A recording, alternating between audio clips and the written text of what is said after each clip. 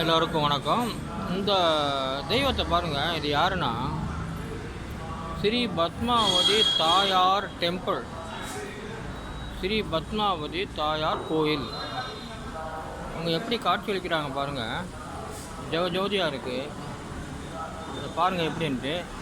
கீழே யார் இருக்கா பாருங்கள். அவங்க ஆசீர்வாதம் பண்ணுறாங்க. யார்? யானை. இங்கேயும் பாருங்கள், லெஃப்ட் அண்ட் ரைட்டு ரெண்டு பக்கமே காட்சி அளிக்கிறாங்க. எப்படி இந்த வீடியோ பாருங்கள்.